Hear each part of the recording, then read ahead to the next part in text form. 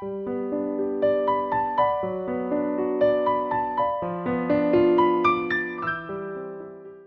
this talk, Elder Stevenson speaks about the importance of celebrating Easter.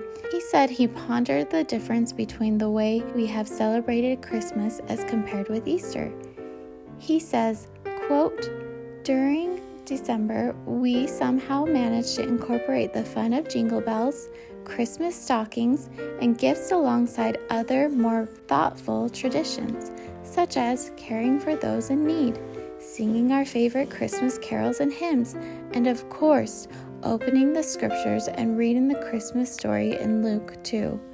And we reenact the treasured Christmas story of the Savior's birth." End quote.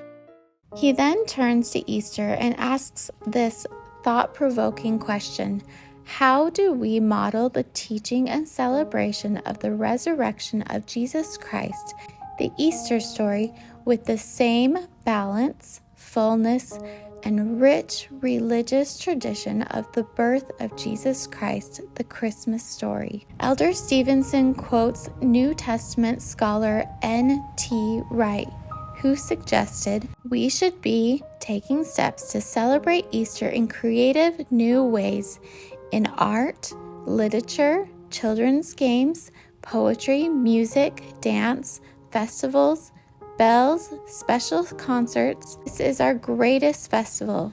Elder Stevenson says we cherish the Bible for all it teaches us about the birth, ministry, crucifixion, and resurrection of Jesus Christ. Later, he goes on to say, in addition to the important verses about Easter in the New Testament, we as Latter-day Saints are endowed with a most remarkable Easter gift. I am referring, of course, to the Book of Mormon, and more specifically to the account of Jesus Christ appearing to inhabitants in the New World in his resurrected glory.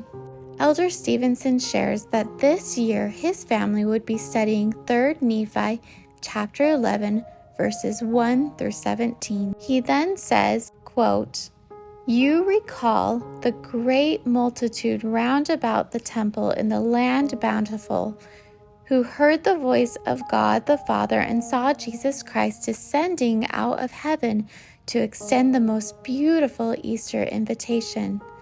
Arise and come forth unto me, that ye may feel the prints of the nails in my hands and in my feet, that ye may know that I am the God of the whole earth, and have been slain for the sins of the world."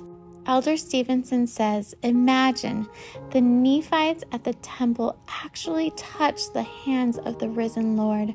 He goes on to say, we hope to make these chapters in 3 Nephi as much a part of our Easter tradition as Luke 2 is of our Christmas tradition. In reality, the Book of Mormon shares the greatest Easter story ever told. Let it not be the greatest Easter story never told. Elder Stevenson concludes by saying, his visit as a resurrected Savior introduced by God the Father is the most glorious and triumphant Easter message.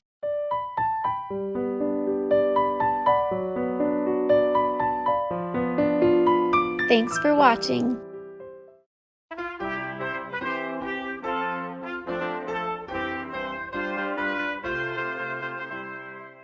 I'm a member of the Church of Jesus Christ of Latter-day Saints. Something special happens every 6 months in our church. It is a worldwide conference where we hear our beloved prophets speak, as well as the 12 apostles and many other wonderful church leaders. We gather in person or through internet and other forms of communication. We receive over 8 hours of Christ-centered messages.